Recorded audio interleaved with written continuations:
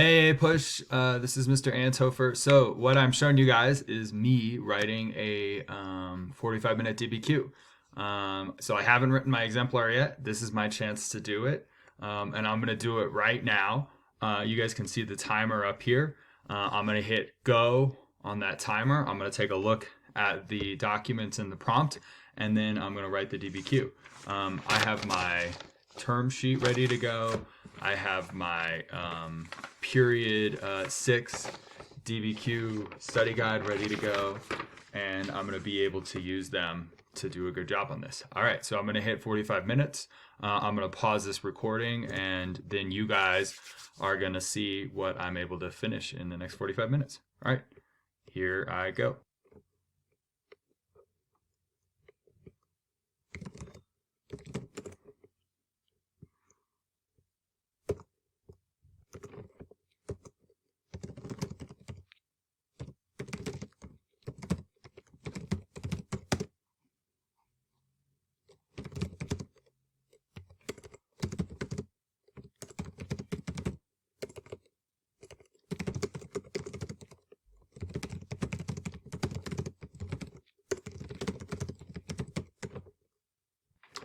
All right, guys.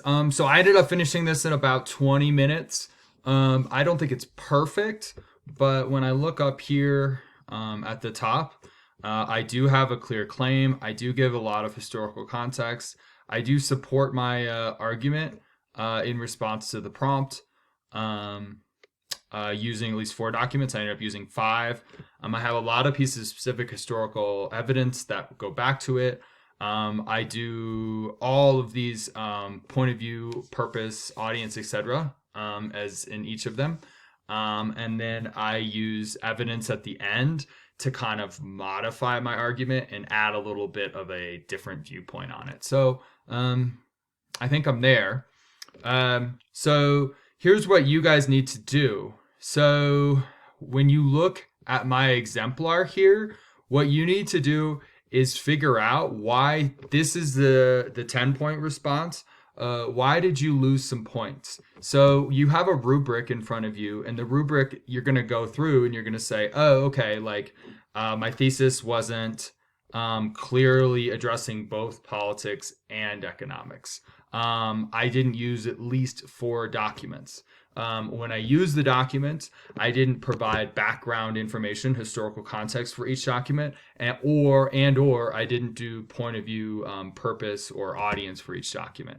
And then that final point, maybe I didn't create a more complex answer in terms of causation. Like some people would say that against my thesis. So my thesis was like basically that like big business had way too much political power, turned the political parties into nothing, and that big business had too much economic power and really didn't allow people individual freedom.